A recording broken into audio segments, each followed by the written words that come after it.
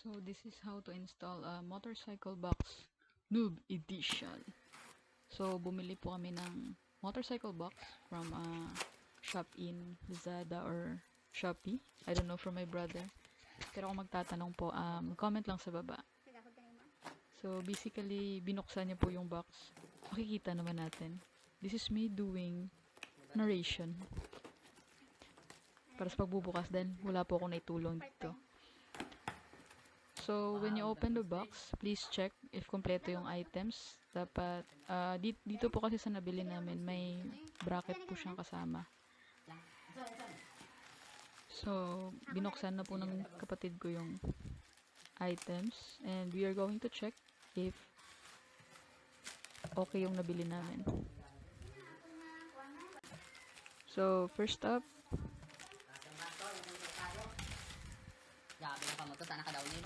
yung steel bracket na dinagdag po nung seller to our order.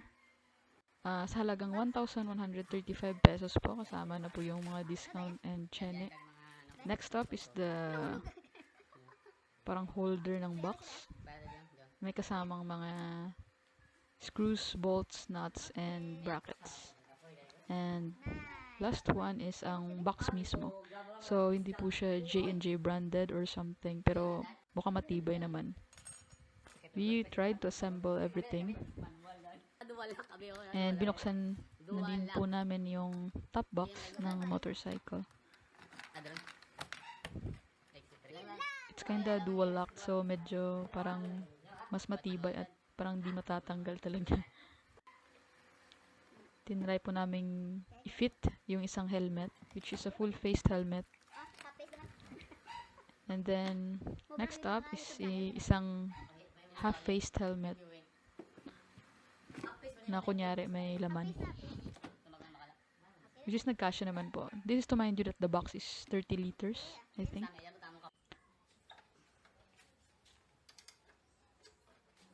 Up next, tinanggal po namin yung handlebar dito. Handlebar. Yung bar sa likod po ng motor. So, the motorcycle which we will be fitting our top box is an XRM 125.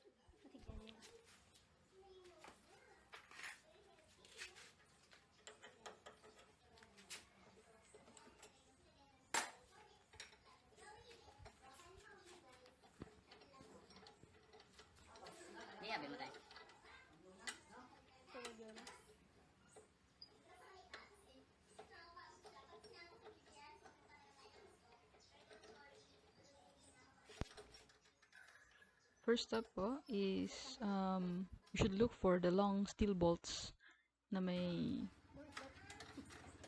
nuts sa inyong packs. This will be placed parang dito sa amin apat na mahabang steel bolts yung inilalagay. Yung inadjust po ng kapatid ko yung butas ng ating bracket dahil parang hindi po magkakasya yung putan ng yung upuan ng motor. Parang nababangga po kasi konti. And then he placed some grease to these bolts. At saka in-screw in na po along with the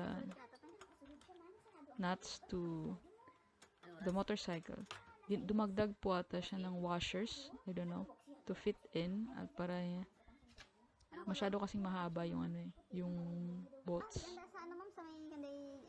Sanday sungin nga lang kada. Oo, santoryo. Ini bukti tuh ikut dalam motor mama.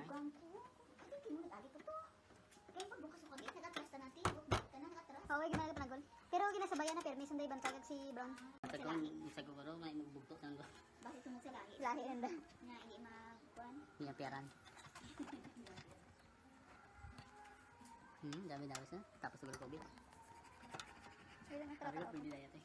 Sabi ko bawal na. Kuya, gagawin man tayo ng bawal microphone kung mag-COVID. Tapos pala dito sa pano. Final placing at parang ganito na po yung mukha ng bracket pag nilagay na sa likod ng upuan ng isang motorcycle. So, chin-check po natin if tataas pa ba or ibababa natin yung bracket.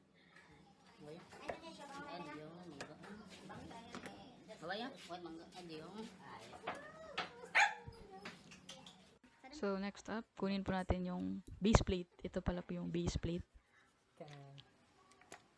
At tinanggal na po ng kapatid ko yung cover dahil i-adjust po. Look for the nut and bolts. Slatted bearing plates na ganito po yung pagmumukha at ang bracket. Hindi po exactly ganito, pero parang ganito na rin. So, ganito po yung pagkakalagay. You should put it in the center. I-adjust nyo po ng maayos at lagay na rin po yung mga brackets. Steel brackets ng ganito. Screw in mula sa itaas. And then, dito po sa ibaba, parang kailangan may kasama kang maglagay kasi parang movable masyado yung ating brackets. So, hindi ko po alam kung anong exacting pangalan, but it's still a bracket, I think.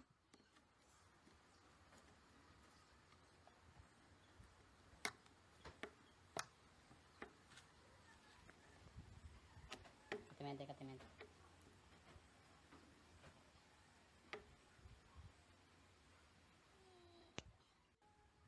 After that, ilagay na po natin yung cover ng ating base plate to complete the base plate assembly para lagyan ng ating top box.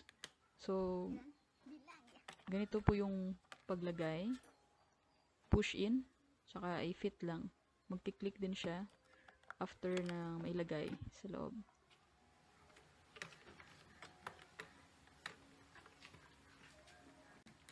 So, sinasample po ng kapatid ko kung paano i-close to dahil isa po kong noob. Shit. This is him explaining how to do it. Ay namin sa may gabi laki hindi mo sulod tubig hindi kay sulod gabi. Sabi niya parang may click sa right side and then you put the key, mag-open siya instantly, and then when you close it, secure mo yung top part ng lock, and then push it up again. So, ganito na po yung mukha ng motorcycle pag nalagyan ng motorcycle box ang XRM125. And this is the bonus pic close up with our beloved Dachshund. Thank you!